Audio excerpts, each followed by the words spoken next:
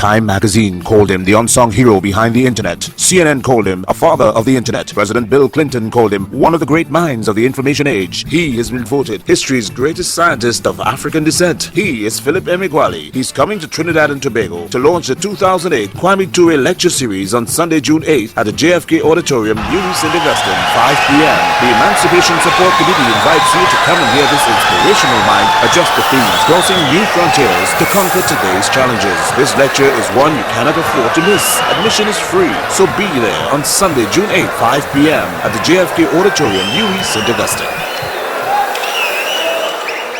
My system of coupled, nonlinear, time-dependent, and state-of-the-art partial differential equations of modern mathematics, called Philip Emeagwali's equations, were developed only for research computational mathematicians. I told mathematicians attending the 1991 International Congress of Industrial and Applied Mathematics the following: as a research mathematician and as a research physicist, I always knew the fact that the scientific discoverer discovered a truth, whereas the inventor of a partial differential equation formulated possibilities. To invent a new supercomputer is to make the impossible to compute possible to compute. To discover is to see something that was previously unseen. A scientist on a research for new knowledge is a truth seeker that is seeking new truths. A supercomputer scientist on a research for a faster supercomputer is seeking a new supercomputer and is seeking new computer. The discoverer becomes the first truth seeker. The scientific researcher is on her hero's quest for the previously unseen truth. Our never-ending quest for the fastest possible supercomputer has become our journey to the frontier of human knowledge. That never-ending quest has become a self-directed evolution in which we are both the creator and the created. That journey to the end of knowledge will force our post-human descendants of a million to know the answer to the larger question of who we are and where do we want to go. Back in June 1990, Steve Jobs was looking for a new direction. Steve Jobs was intrigued by my experimental discovery of how and why parallel processing across a new global network of 65,536 processors, or across a new internet, reduced 65,536 days or 180 years of time to solution on only one processor that is not a member of an ensemble of processors, to just 1 day of time to solution across a new internet that is a new global network of 65,536 commodity off-the-shelf processors. I visualized my new internet as encircling a globe or a hyperglobe in hyperspace. I visualized my new internet as a new global network of 64 binary thousand processors that were equal distances apart and on the surface of a hyperglobe within a 16-dimensional hyperspace. Leapfrogging upwards from the third dimension in space into the 16th dimension in hyperspace leaves the non-mathematician to wonder, where did the extra 13 dimensions come from or go to? On my motherboard, the extra 13 orthogonal dimensions were compressed into the depth, height, and width directions. That invention is my contribution to the development of the first internet that emulated the fastest supercomputer and that could be harnessed to massively parallel process across a new ensemble of 65,536 processors. My invention of the massively parallel processing supercomputer that occurred on the 4th of July 1989 changed the way we think about the new supercomputer that is the new fastest computer that should become the computer of tomorrow. My invention of the massively parallel processing supercomputer opened the door for the biggest paradigm shift in extreme scale computational physics and opened our eyes to enable us to see modern physics in a different way and to understand the modern scientific method as referring to computational science as the third science that complements theory and experiment. That invention of the massively parallel processing supercomputer garnered international headlines, and I, the storyteller, became the story and the subject of school reports titled "The Contributions of Philip Emeagwali to the Development of the Computer."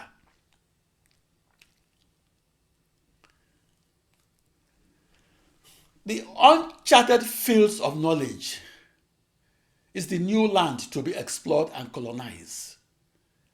That new land is explored the way Bongo Park explored the River Niger of West Africa. The exploration of Mungo Park opened the door for Great Britain to colonize my country of birth, Nigeria.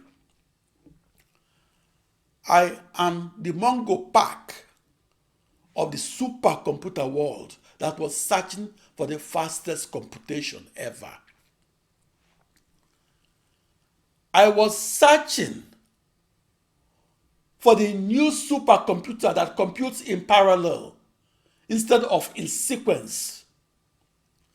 In the 21st century, Africa must cross new frontiers of technological knowledge to conquer today's challenges and alleviate poverty.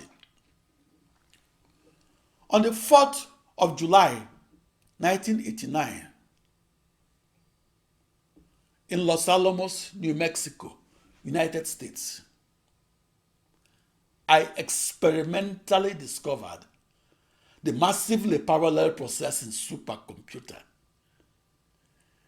Since my experimental confirmation that the massively parallel processing supercomputer can be used to make the impossible to solve possible to solve, I am often asked to explain how parallel processing benefits you.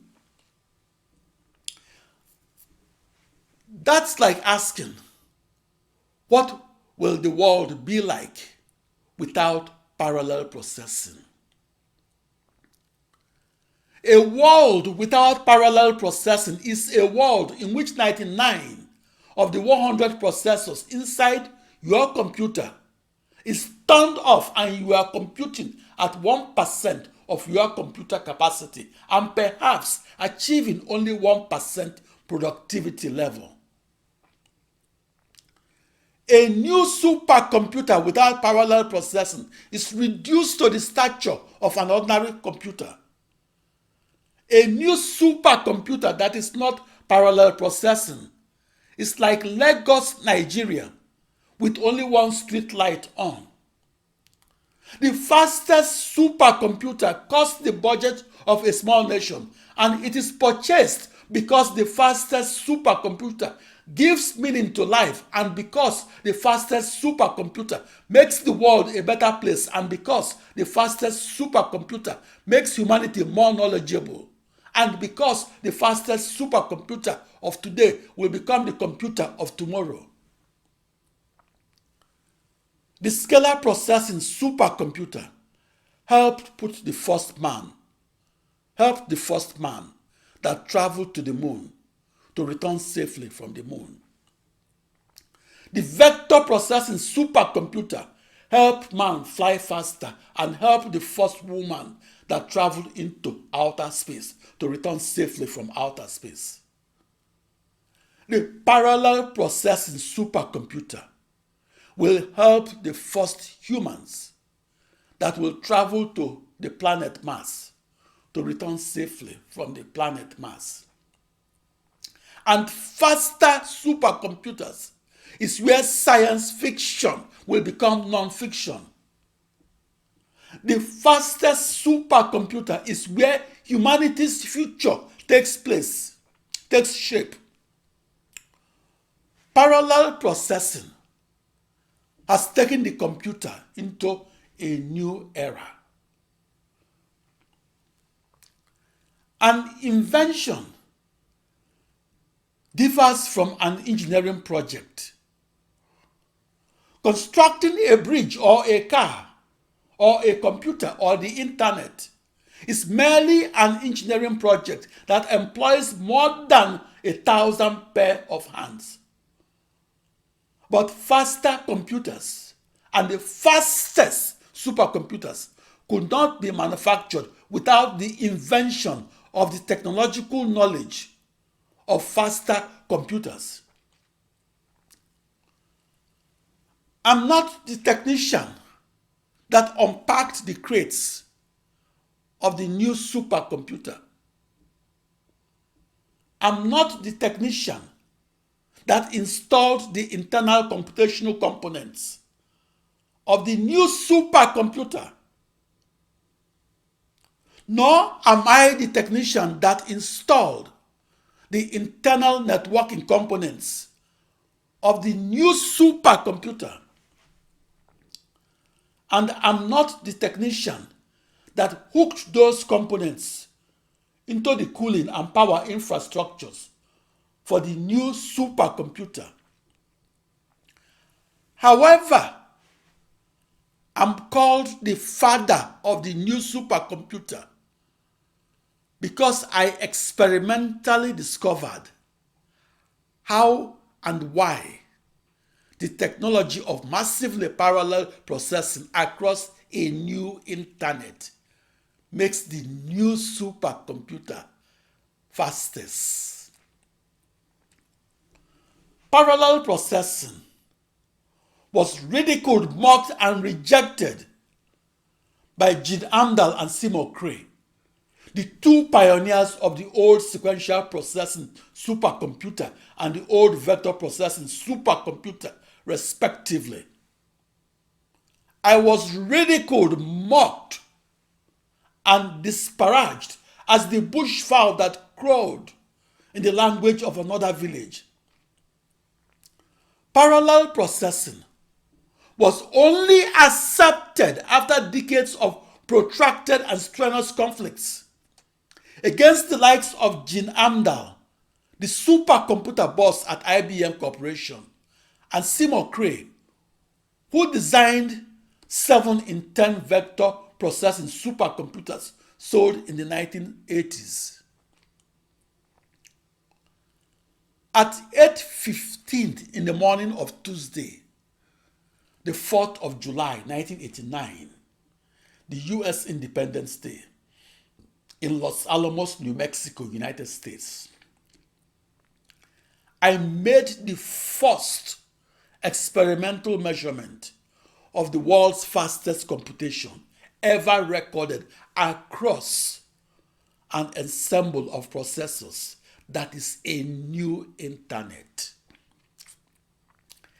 That experimental discovery represents a new way of looking at the computer.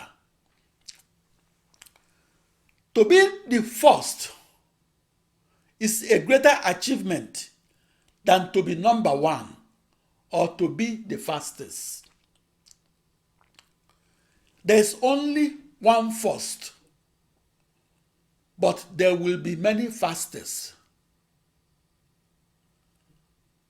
I was the first to discover that parallel processing across an ensemble of the slowest processors is faster than sequentially processing only on the fastest processor or only on the fastest supercomputer. It was my most pleasurable experience to be the first person ever to stand at the farthest frontier of human knowledge and invent the massively parallel processing supercomputer that is the precursor to the modern computer. On the night of the 4th of July, 1989, I had a powerful, unsettling dream. I woke up with the visceral feeling that I had permanently entered into the history books and into school reports. In 1989, I won the top award in the field of supercomputing, and it made the news headlines that a lone wolf African supercomputer genius in the United States has brought that figment of the imagination called parallel processing and brought the supercomputer technology from dream to reality. Today, the parallel processing supercomputer is in the history book and is the reason the 12-year-old is writing her school report on the life of Philip Emeagwali and his contributions to the development of the computer. I invented how to solve the grand challenge problem of supercomputing that had cast its ominous shadow over the first 43 years of the invention of the programmable supercomputer that was invented back in 1946. That invention represents a new paradigm in the history of the computer. The invention was the tipping point that led to the complete acceptance of the massively parallel processing supercomputer. That invention of the technology of massively parallel processing was immediately embodied into all modern supercomputers and is now universally used within most modern computers. That invention was the new knowledge that convinced the naysayers to change the way they looked at the modern supercomputer.